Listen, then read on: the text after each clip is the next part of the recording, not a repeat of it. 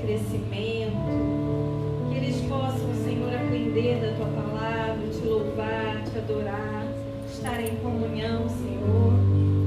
Senhor, eu Te peço que derrame sobre eles saúde, paz, e cresçam, Senhor, em suas famílias, aprendendo a Te amar. Nós, Senhor, Te pedimos pelos lares, Senhor, que eles representam aqui nessa noite, que o Senhor possa abençoar cada lar, cada família. Senhor, muito obrigada por essa noite.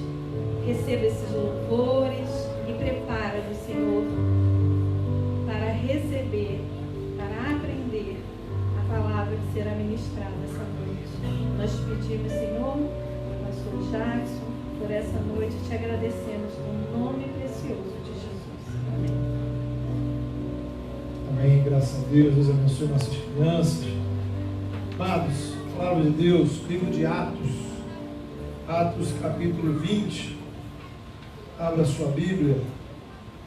Atos 20, versículo 2. Se você deseja receber a Bíblia para poder acompanhar a leitura e explicação, levanta a sua mão. Fica com a sua mão levantada. Nosso time de recepção vai estar aí disponibilizando a Bíblia para você. E assim você vai estar acompanhando a leitura e a explicação. Quero chamar aqui hoje o nosso acampamento dos jovens. Quero chamar aqui alguns jovens para me ajudar nessa leitura. Né? Vou chamar aqui a Luísa. Cá, Luísa, por favor. Vou chamar o Caio. Cá, Caio. Por isso.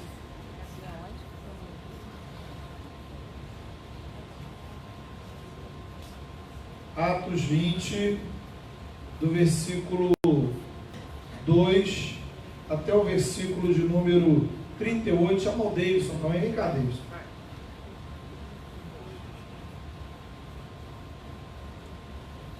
Então vamos fazer assim, olha. O Caio vai ler do 2 até o 12. A Luísa vai ler do 13 até o versículo de número 23, e o Davidson vai ler do 24 até o 38. Então, Caio de 2 a 12, a Luísa do 13 ao 23, e o Davidson vai ler o restante. Vamos acompanhar a leitura da palavra do Senhor.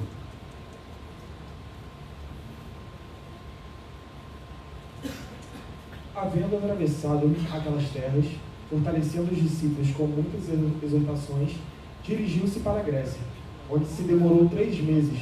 Quando estava para embarcar rumo à Síria, houve uma conspiração por parte dos judeus contra ele. Então, decidiu voltar pela Macedônia. Acompanharam-no Sópatro de Bareia, filho de Pirro, Aristarca e Segundo de Tessalônica, Gaio de Derbe, Timóteo e também Tíquico e Trófimo, da província da Ásia. Estes nos precederam, ficando à nossa espera em Troade. Depois dos dias dos pães sem fermento, navegamos de Filipos e em 5 dias nos encontramos com eles em Troade, onde passamos uma semana. No primeiro dia da semana, nós nos reunimos a fim de partir o pão. Paulo, que pretendia viajar no dia seguinte, falava aos irmãos e prolongou a mensagem até meia-noite. Havia muitas lâmpadas no cenáculo onde estávamos reunidos. Um jovem chamado Eutico, que estava sentado numa janela, adormecendo profundamente durante a prolongada mensagem de Paulo, vencido pelo sono, caiu no 3º andar abaixo. Quando o levantaram, estava morto. Mas Paulo desceu, inclinou-se sobre ele e, abraçando-o, disse: "Não fica alvoroçados, pois ele está vivo." Subindo de novo, Paulo partiu o pão e comeu. E lhes falou ainda muito tempo até o amanhecer, e assim partiu. Então conduziram vivo o rapaz e sentiram-se grandemente confortados.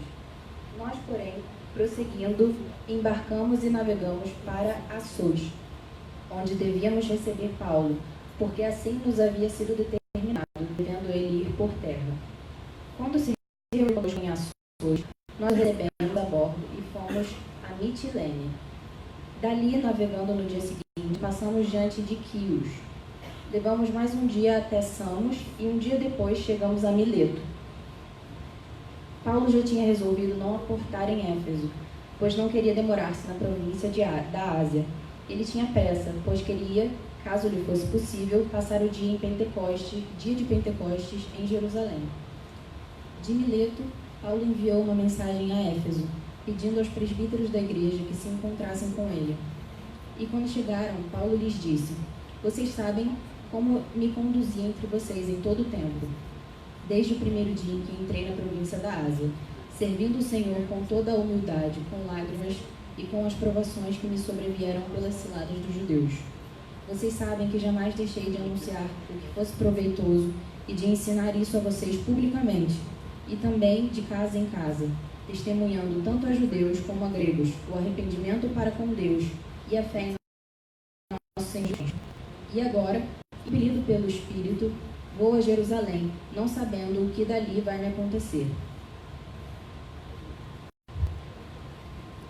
Senão que o Espírito Santo, de cidade em cidade, me assegura que me esperam cadeias e tribulações.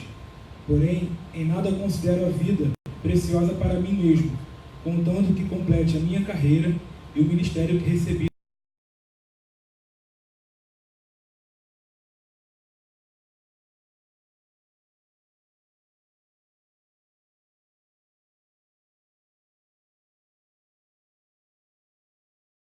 Estou limpo do sangue de todos, porque jamais deixei de vos anunciar todo o desígnio de Deus.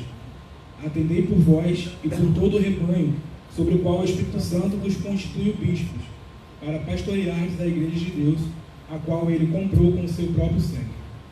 Eu sei que depois da minha partida, entre vós, penetrarão lobos vorazes, que não pouparão o rebanho, e que dentre vós mesmos se levantarão homens falando coisas pervertidas, para arrastar os discípulos atrás deles. Portanto, vigiai, lembrando-vos de que, por 3 anos, noite e dia, não cessei de admoestar com lágrimas a cada um. Agora, pois, encomendo-vos ao Senhor e à palavra de sua graça, que tem poder para vos edificar e dar herança entre todos os que são santificados. De ninguém cobicei prata, nem ouro, nem vestes. Vós mesmos sabeis que estas mãos serviram para o que me era necessário a mim e aos que estavam comigo.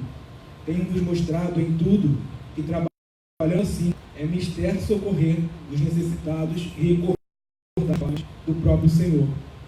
Mais bem-aventurado é dar que receber. Ele orou com todos eles. Então houve grande pranto e dor em todos, agraciadamente a Paulo e Java. Entre Silas, especialmente pela palavra que ele dissera, que não mais veriam o seu rosto, e o acompanharam para o rio. Amém. Obrigado aos irmãos. Queridos, capítulo 20 aqui do livro de Atos, ele traz para a gente um momento de virada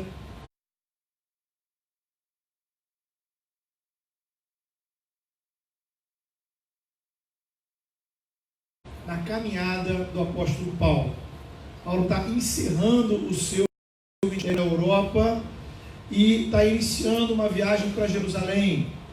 E essa viagem para Paulo vai ser uma viagem dramática, porque quando chegar em Jerusalém, Paulo será preso e ficará assim anos preso. Na verdade, após essa prisão em Jerusalém, o livro de Atos vai até o final com Paulo preso em Jerusalém. A gente não tem mais o relato bíblico do que aconteceu com Paulo após essa prisão. Então estamos testemunhando aqui os últimos momentos do ministério de Paulo livre. E ele então, preparando esse percurso, onde ele sai da Grécia e vai para Jerusalém, a gente vai ter aí algumas reflexões interessantes que o texto nos propõe. Primeiro, veja aí o versículo de número 7, onde vai dizer o seguinte: no primeiro dia da semana, estando nós reunidos com o fim de partir o pão. Então aqui, Paulo se reúne com os cristãos da cidade de Troade. E quando é que essa reunião aconteceu? No primeiro dia da semana. Qual era o objetivo? Partir o pão. Veja você, partir o pão é uma expressão que no Novo Testamento se refere à prática da ceia do Senhor. Então, eles se reuniram para celebrar a ceia, e durante horas Paulo fala a respeito do Evangelho. Então o que a gente tem aí na cidade de Troade é, na verdade, um grande culto, quase uma vigília, onde eles estavam reunidos para celebrar o Senhor, celebrar a ceia do Senhor. Isso nos traz uma reflexão inicial sobre o dia que a gente se reúne para cultuar, né? Porque, afinal de contas, o nosso culto é no domingo. Lugar que é uma prática que foi iniciada pelos primeiros cristãos.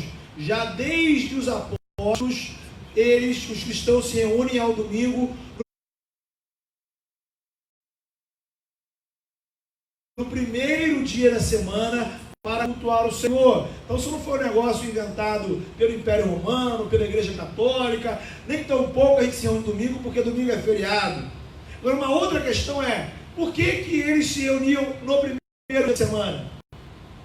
Por que até hoje a gente segue essa prática? Porque domingo é o dia que Jesus ressuscitou. E cada domingo é uma oportunidade da gente celebrar a ressurreição de Jesus. Veja, hoje é o nosso culto de gratidão. Talvez nesse mês de junho você completou mais um ano de vida, fez aniversário. Qual é o papel do aniversário na nossa vida, né? A gente tem aquele momento de celebrar um ano de bênçãos, um ano de vitórias. Cada semana é um dia da gente celebrar a ressurreição de Jesus. Cada semana é um dia daqueles que creem no Senhor se reunirem e celebrar que Jesus Cristo está vivo, o nosso Salvador venceu. Você pode pensar assim, poxa, mas lá no Antigo Testamento tem os 10 mandamentos que diz que Deus mandou o povo guardar o sábado. Pois é verdade, mas veja, Jesus é o Filho de Deus e Ele veio cumprir toda a lei que Deus ordenou que nós cumpríssemos. Jesus não veio abolir a lei, rasgar a lei, Ele veio cumprir a lei. Em Cristo, toda a lei de Deus alcança o seu cumprimento, sua finalidade. A lei apontava para a vida de Jesus. Quando Jesus morre, ressuscita, Ele passa a ser a nossa lei. Jesus é a nossa lei. Ele é o nosso mestre, o nosso Senhor, a nossa referência. De modo que somos chamados a crer que Ele é o Filho de Deus, que de um lado cumpriu toda a justiça de Deus sobre a nossa vida. Como é que eu, ser humano, pecador, falho, consigo cumprir a justiça de Deus? Através da minha fé em Jesus Cristo, o Filho de Deus. Você é chamado a confiar em tudo que Cristo fez por você e a descansar nele.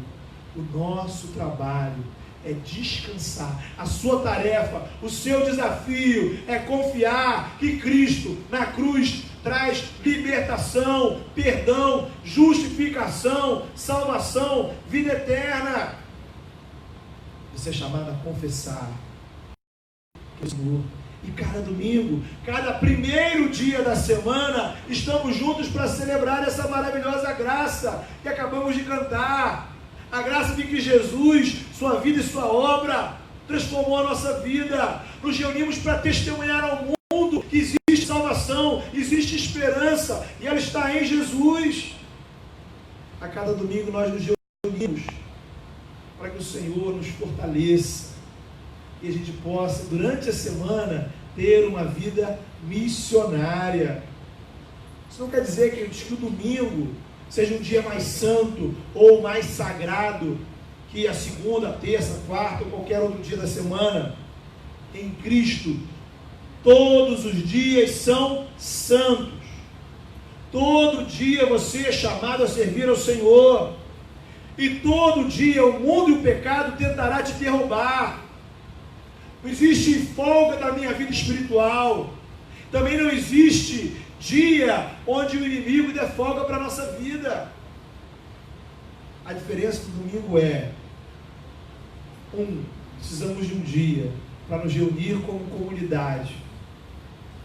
para edificar nossa fé, celebrar nossa salvação. E não há dia mais significativo do que esse, porque esse dia, há 2000 anos atrás, o túmulo estava vazio e Jesus estava vivo. Jesus ressuscitou, a morte foi vencida, as profecias se cumpriram, a salvação aconteceu, as promessas de Deus se realizaram. Por isso, cada domingo é dia de celebração. Veja, queridos, que quando a gente se reúne, a palavra de Deus, os cânticos, as orações, tudo que a gente faz no culto, é para te fortalecer. Ser cristão, ser igreja, é praticarmos isso regularmente, com seriedade, especialmente aos domingos, para 1, edificar a nossa fé, 2, testemunhar ao mundo de que somos o eleito que o Senhor separou, alcançado pela graça dele. Portanto, valorize esse momento, valorize esse dia. Este é um dia especial, há um significado espiritual muito sério nesse encontro. Cada domingo Deus está te lembrando, a morte foi derrotada, o pecado foi vencido, o mundo foi derrotado pela obra de Cristo na cruz. Jesus venceu as obras malignas, Deus triunfou sobre o mundo. Domingo é dia de renovar a esperança. Então, Paulo está na cidade de Troas, fazendo um grande culto. Aliás, um culto onde ele pregou várias horas. E aí você tem o primeiro caso registrado na história de alguém que cochilou ouvindo uma pregação. Olha para o lado aí, vê se tem alguém cochilando aí. Já fica o aviso, que esse cara aqui caiu da janela, veja, era jovem, hein? Esse diz que era jovem. Caiu da janela, morreu. Paulo ressuscitou. Se você cair da cadeira, eu não vou fazer nada, vai ficar caído. Então, vou avisar.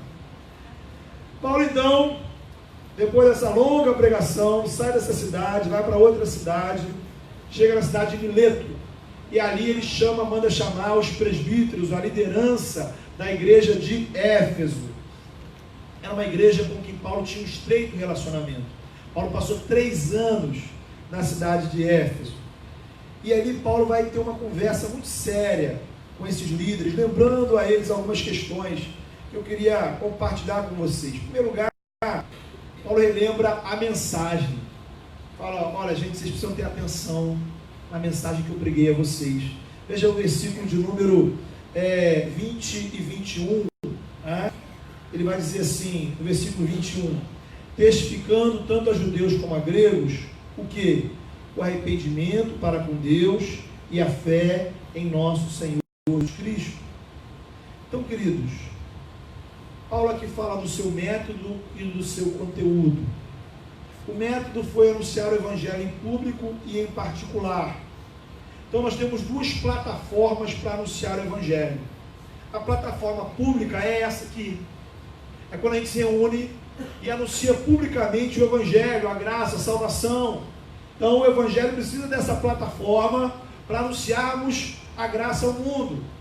Agora a outra plataforma é a plataforma particular, que acontece no seu dia a dia. É lá no seu trabalho, é lá na sua rua, é lá na sua escola, na sua faculdade, onde você conversa com pessoas e expõe o evangelho a elas. Agora, qual é o conteúdo? O método é esse. Na igreja e no dia a dia. Na igreja é no culto, no dia a dia é com você. E qual é o conteúdo? Paulo deixa claro que o conteúdo do evangelho tem 2 aspectos. Você pode perguntar, o que eu preciso fazer para ser um cristão? Esse texto nos ajuda a entender. Ser cristão exige 2 condições: fé em Jesus e arrependimento. Fé é muito mais do que apenas acreditar que Deus existe. Que existe um ser superior ou que Jesus existiu. Fé é você crer que Jesus é o Filho de Deus, é o próprio Deus em carne e osso, É você crer que Ele morreu pelos seus pecados, que Ele ressuscitou. Fé é você reconhecer que Ele está vivo, reinando no céu, e um dia Ele voltará para reinar sobre esta terra. Fé é você admitir que sem Cristo, sem o Evangelho, sem a graça de Deus, eu sou um miserável, condenado. Sem Cristo, eu não tenho perdão. Sem Cristo, eu não sou filho de Deus. Sem Cristo, a minha existência após a morte será uma existência sem contemplar nada do amor de Deus. Fé é admitir isso. Fé é confiar que o contrário, ou seja, quando eu creio em Jesus, eu experimento a salvação, o preço já foi pago. A minha tarefa é crer, confiar, descansar nele. Se você tem essa fé, querido, se você confia sinceramente e de forma vibrante que Jesus é o seu Senhor, você pode ter certeza, você é cristão, você é filho de Deus, você nasceu de novo e a sua salvação é garantida por Ele que morreu na cruz. Mas essa fé, ela precisa ser acompanhada do arrependimento. E aí eu queria chamar a sua atenção para essa palavra, porque é uma palavra que às vezes a gente tem um entendimento equivocado, né? Arrependimento na Bíblia não é simplesmente eu fazer um negócio errado e acordar de manhã, poxa, fiz aquele negócio, que triste. Arrependimento aqui é algo mais profundo, mais complexo. É você entender que até aqui a sua vida teve um ritmo, uma direção, um compasso. A partir de Cristo, a sua vida vai mudar de rumo, mudar de direção. De modo que talvez você chegue nesse momento e diz assim, poxa, minha vida é uma vida legal, né? Você olha para a sua vida e você não veja nada de errado na sua vida. Talvez a sua família te admire. Talvez as pessoas com quem você convive até achem você um grande exemplo de homem e de mulher. Mas conversão é eu me prostrar diante de Jesus, dizer, agora eu sou servo dele, ele é o meu Senhor, agora a vontade que importa é a dele, quem eu tenho que agradar é ele, quem estabelece a rota é ele. Dessa forma, querido, arrependimento diz respeito a 3 mudanças. Observe, 3 mudanças que precisam acontecer na sua vida, e eu queria desafiar você nessa noite a pensar sobre estas mudanças na sua vida.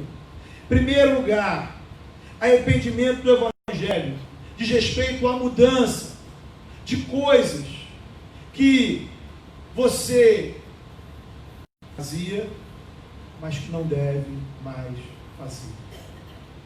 Então, talvez você olhe para a sua vida e você vai se empenhar em abandonar algumas práticas, se empenhar a deixar de fazer coisas que não agradem ao Senhor. Em segundo lugar, arrependimento é você entender que você precisa incluir na sua vida coisas que talvez você não fazia, mas agora você precisa fazer. Talvez, por exemplo, você não tinha a menor disposição para perdoar ninguém. Talvez você não tinha a menor disposição para falar do amor de Deus para ninguém. Talvez você não tinha a menor disposição para separar um tempo para orar. Mas agora você precisa incluir isso na sua vida. Em terceiro lugar, arrependimento é você entender que tem coisas que talvez você continue fazendo, mas você precisa mudar a sua motivação. As suas ações estão corretas. Isto é, talvez você, até o presente momento, seja uma pessoa honesta, um bom cidadão, um bom trabalhador, uma pessoa correta em tudo que você faz, generosa, solidária. A questão é, existem pessoas cristãs e não cristãs que fazem isso. Qual a diferença de um convertido? É fazer isso para a glória de Deus. É fazer isso para a honra de Jesus. É fazer isso motivado pelos interesses do reino de Deus. A questão é, o que na sua vida, pense sobre isso, que talvez na sua vida o Senhor te trouxe hoje aqui para pensar assim: isso eu preciso deixar para trás. Isso eu realmente preciso tirar da minha vida. Eu preciso abandonar.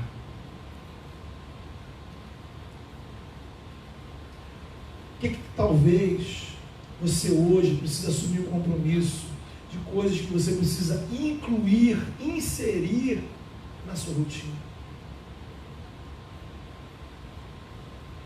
E também, quais são as coisas que talvez você faz, mas você não faz com a motivação de honrar e adorar o Senhor?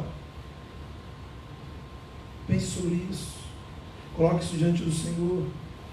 Agora, eu usei a palavra empenhar. Você precisa se empenhar para deixar de fazer, se empenhar para passar a fazer, se empenhar para continuar fazendo de um jeito diferente. Por quê, queridos? Ser cristão não é mudar de um dia para o outro. Ser cristão, conversão, é assumir um novo padrão de vida. E me empenhar diariamente para viver não. Esse é um negócio que cria mal entendidos dentro e fora da igreja. Veja você. Tá? Então, tem gente, olha só, que nunca pôs o pé dentro da igreja. Mas aí, quando sabe que você está indo na igreja, está visitando uma igreja, está virando crente, né? Só, você agora é crente, hein? Não pode mais fazer aquele negócio, hein? Vou contar para o seu pastor, hein? Pessoal, gente infeliz, né? O cara é um incrédulo, nunca nem pôs o pé na igreja e ainda quer ficar vigiando a sua vida. Agora, às vezes, você é um cristão e também você tem mal entendidos nessa área. Por quê? Quem te acusa são seus próprios pensamentos. Você olha para os seus pecados e pensa assim: poxa, eu não tenho a menor condição de estar dentro de uma igreja. Melhor eu largar esse negócio de ser crente, desistir de tudo isso, jogar tudo isso para o alto. Eu vou tentando, nunca acerto, nunca dá certo, nunca consigo. Veja, você está sofrendo por uma má compreensão do que seja a conversão, de uma má compreensão da doutrina da santificação, porque na conversão o Espírito Santo gera uma mudança de coração, através da qual você passa a crer em Jesus e ter um novo referencial, um novo padrão de vida. Então, você levará a vida toda tentando se adequar a este padrão. Isso é santificação, e louvado seja Deus, glória a Deus, porque você não está sozinho nessa luta.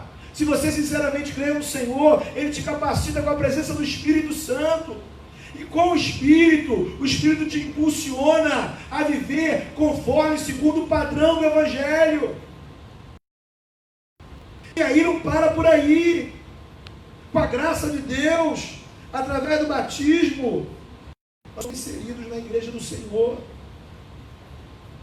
A igreja é instrumento de Deus para te ajudar a seguir em frente, para te fortalecer pela palavra, pela comunhão, pelas ações, pela ceia, a você andar nesse padrão. Na igreja, nós somos lembrados de que algumas vezes não estamos vivendo esse padrão. São os nossos pecados, são os nossos erros, mas Deus te lembra, não para te acusar, ao contrário, para te dar a oportunidade de confessar o seu pecado, de receber o perdão por meio de Jesus, e experimentar a renovação da sua fé. Tudo isso, queridos, é a mensagem do Evangelho: fé e arrependimento.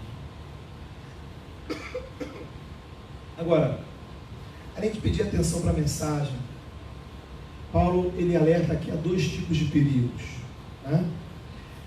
Está aí no versículo 28, ele vai dizer: atendei por vós e por todo o rebanho. A expressão atendei por vós, ela diz respeito a cuidar de si mesmo. Qual é a primeira responsabilidade espiritual que você precisa assumir?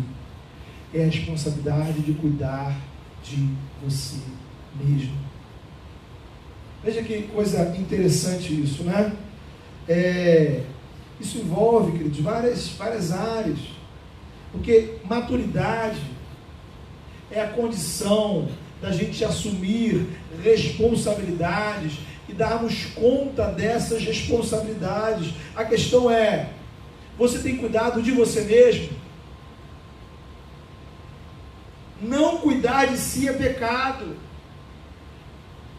Porque você não está cuidando de alguém que é precioso para o Senhor, de alguém que traz a imagem de Deus, de alguém que é útil ao reino.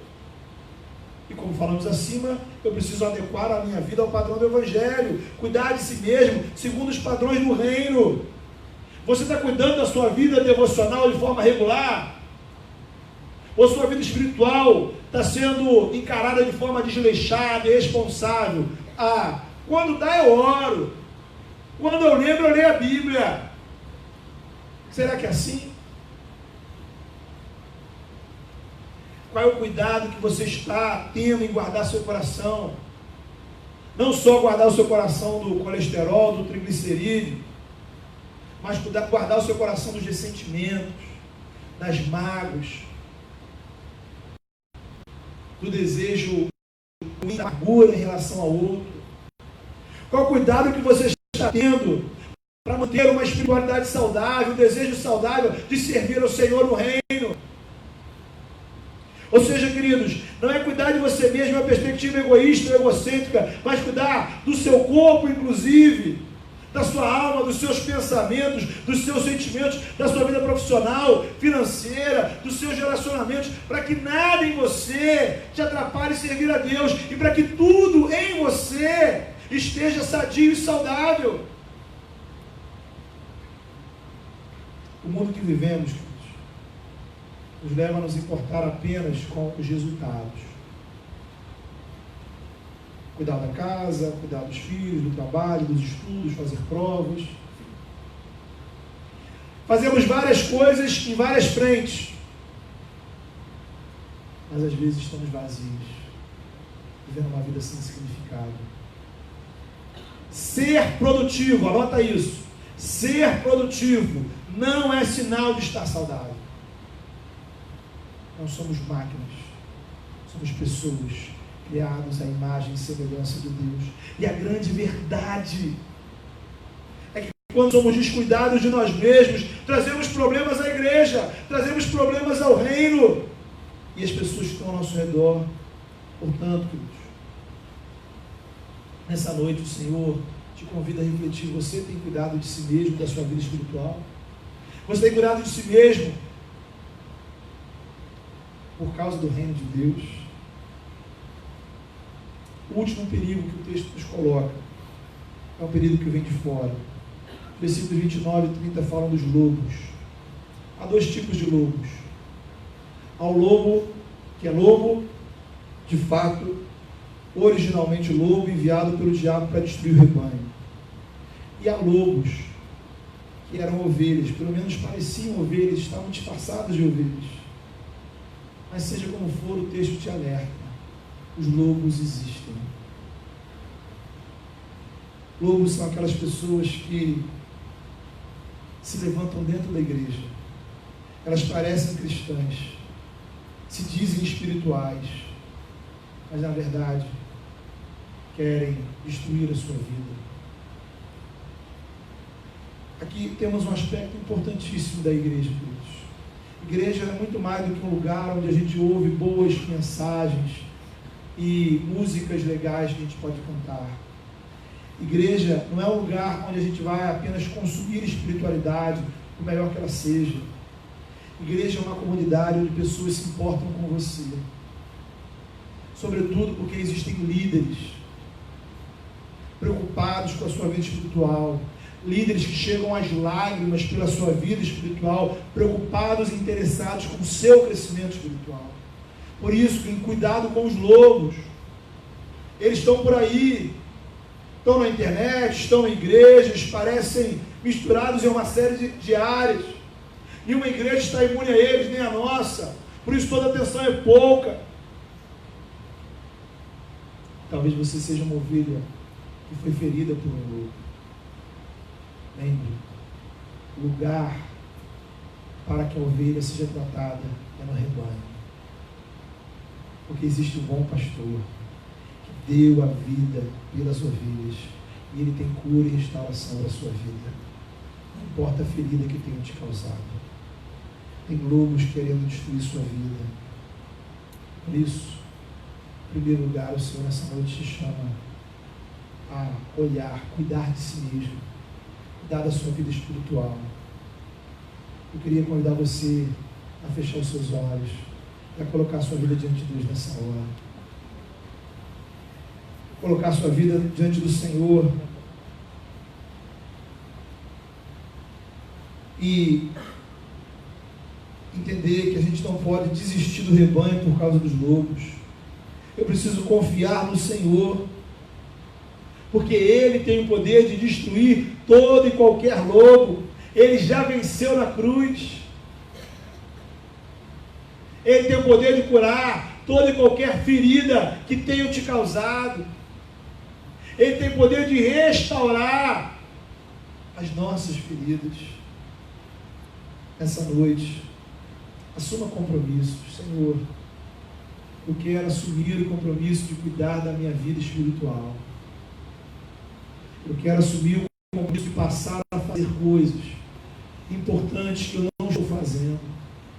Eu quero assumir o compromisso de abandonar coisas que eu estou fazendo, que eu sei que não são sadias e nem agradam ao Senhor. Eu quero, Senhor, continuar a fazer coisas, mas com uma motivação diferente. Cuide de você mesmo. Se você está cansado, machucado, ferido, coloque a sua vida diante do Senhor como uma ovelha que dentro do rebanho é cuidado, acolhido pelo bom pastor. Ó Deus amado, nós louvamos o Teu nome, Senhor, porque hoje é domingo, e porque domingo celebramos a vitória de Jesus na cruz. Te louvamos, ó Pai, porque a cruz está vazia, o túmulo está vazio, e Jesus venceu a morte, o mundo e as obras do inferno. Ó Pai, te louvamos, ó Deus, porque apesar dos lobos que querem nos destruir, apesar, ó Pai, dos nossos pensamentos que nos acusam, temos um Senhor que cuida de nós, que perdoa os nossos pecados, que restaura, ó Pai, as nossas feridas, cura as nossas dores. Um pastor que carrega nas costas as ovelhas. Ah, Senhor, talvez chegamos aqui cansados e sobrecarregados, mas em nome de Jesus, ó Pai, que a gente possa receber do Senhor o Teu fardo, porque Ele é leve. Deus, em nome de Jesus, aqueles que chegaram aqui nessa noite com dúvidas, ó Pai, em relação à sua fé, que possam, Senhor, declarar, ó Pai, a sua fé em Jesus, declarar, Senhor, que querem viver o Teu padrão de vida, e que possam, ó Pai, pelo Teu Espírito Santo, ter a certeza e convicção de que nasceram de novo, de que são filhos do Senhor, que são salvos, ó Pai, porque receberam a salvação em Jesus. E aí, ó Pai, se incomode com o tipo de vida que a gente tem levado, que nessa noite a gente saia daqui motivados, que temos o Espírito Santo, que temos, ó Pai, a igreja, que temos recursos, ó Pai, para seguir em frente e viver uma vida diferente. Senhor, ó Pai, não nos despreza, porque somos pecadores, mas ao contrário, o Senhor trata de nós. Livra-nos dos lobos, ó Deus. Livra-nos também, Senhor, de sermos desleixados com a nossa espiritualidade, com a nossa comunhão com Deus, com os nossos compromissos com o reino, com as nossas responsabilidades diante do Senhor.